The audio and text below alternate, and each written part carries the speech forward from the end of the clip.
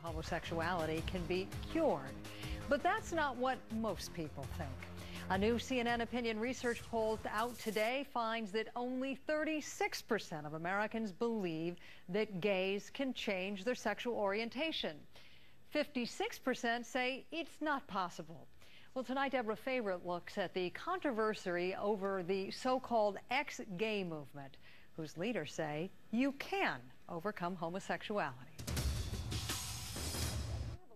In his cramped office, Alan Chambers points out books on homosexuality. Okay, here, God's Grace and the Homosexual Next Door. That's my book. There are dozens of them promising hope and change. But is change possible?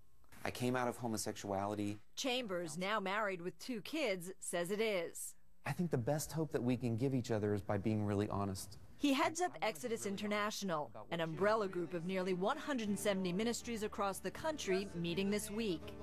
The group caters to so-called ex-gays, men and women like Chambers who say they have overcome homosexuality. I have absolutely 100% no desire to be involved in homosexuality or to be with someone of the same sex. That's different than temptation, it's different than attraction, but I'm not gay. There are some critics out there who will say all you've succeeded in doing is suppressing your real sexual urges. I challenge anyone to say that what I have isn't authentic and it isn't real, because no one can say that. And yet that's exactly what many men and women maintain who went from gay to not gay and back again. Darlene Bogle, once a major voice in the ex-gay movement, appeared today with other former Exodus leaders to say they were wrong. I apologize to those individuals and families who believe that my message of change was necessary to be acceptable to God. Indeed, there are many programs, from teen workshops to support groups to one-on-one therapy, some of it unconventional. All say they cure what they call same-sex attraction, though none offer any scientific proof. Yet some people wrestling with their sexual identity are willing to try anything. Father, I just pray for these men, Lord, that... Take this live-in program in Memphis, Tennessee. The rules are strict. There's no flamboyant behavior, no provocative clothing or underwear.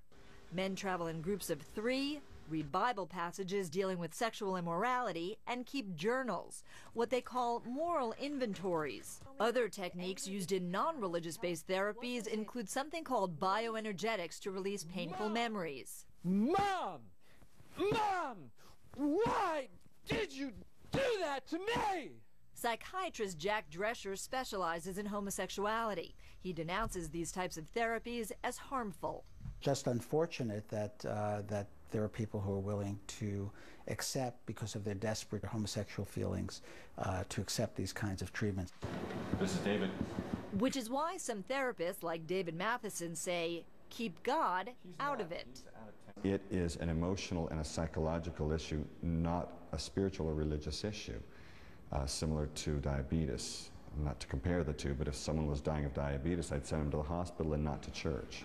That may help explain a recent shift in parts of the ex-gay community towards choice, not change. The sexual identity therapy puts the emphasis on how do you want to live? What do you believe is valuable? What are your beliefs? What core beliefs do you have? And how can we help you then live in alignment with those? In some cases, that means celibacy. And succeed or not, however one defines that, it is certainly likely to be a lifelong struggle. Deborah Thayerick, CNN, New York. And back to our panel now, Eric Metaxas, Dr. Justin Richardson, and Sean Kennedy. I want to put that poll back up on the screen right now because I think it's really interesting, showing that the majority of people don't think you can change your sexual orientation. Still, about a third of the folks out there think you can. Sean, can you? Well, no, you can. You can. And I think it's great that the American public's starting to realize that. I believe I saw CNN today, that poll, and I was really excited. I think this was the first time that an American majority understands that gay people can't change their sexual orientation, just like straight people can't change their sexual orientation. And this is something, Dr. Richardson, you have studied a lot, and you think there are 3 key components to one's sexuality. Yes, and just as Alan Chambers explained, he was the president of the Exodus Ministry, his attractions haven't changed, but he's found a way to suppress them. And that's what we think, that homosexual attractions are not changeable, that people who have fantasies about somebody of the same sex, that won't change. But if it is in great conflict with their religious beliefs, that they will struggle to find a compromise to both have their religious affiliation and have their sex and love life. And that's a struggle, which we feel compassionate about. But what won't change is the sexual fantasies. And the one thing I would love to do is to drop the word cure from the bottom of your screen, because, you know, the American Psychiatric Association over 30 years ago said homosexuality is not an illness. So does it make any sense to say, yeah, it's been over 30 years, so we should be past that. But Eric, we aren't. And I know you have friends who lived gay lifestyles who now have gone straight. Are they living completely straight lives, free of even this fantasy life Dr. Richardson was talking about? I mean, it's strange to hear this kind of stuff, because people know them well, they're friends that have totally changed. Now, that's incendiary to say that, and yet it's true. In other words, I don't think that because that's true. Though?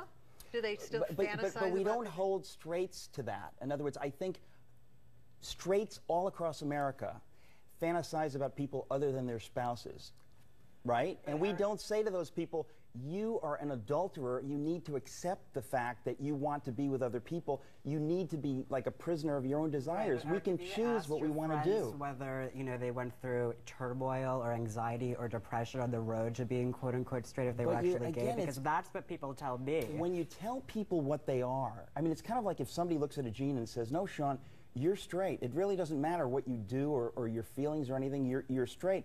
You know, you would be offended by that, because you say, I have free will, and I am what I say that I am, not what genes say that I am. There's something, in other words, there's a double standard, and I just think we have to be careful about the double standard. Have you ever wanted to be straight? You know, when I was a child, it was a terrible and humiliating thing to grow up to be gay. That was a long time ago. It's a little bit easier now, but it's not that much easier for young children. So, of course, kids and teens who are growing up and recognizing that they're gay feel a terrible amount of turmoil. And if then they're in a position where they're a part of a religious community or a society that says, if you were gay, you're a sinner, or you have to leave this family, that's a terrible position for them to be in. They either have to renounce this part of themselves or that part of themselves. You get the last word, Sean. Well, thanks. I just wanted to point out, Paula, that, you know, the American Academy of Pediatrics is against reparative therapy. They say that, you know, kids and teenagers and adults can't be changed, their sexual orientation. They say, furthermore, not only is it not successful, but that it does create a lot of anxiety and depression and mental problems in these people. So, all right, we're going to have to leave it there tonight. Why do they always blame their moms? Aren't the fathers ever to fall for anything? Eric Metaxas, Dr. Richardson, Sean Kennedy, thank you all. We found a town that attracts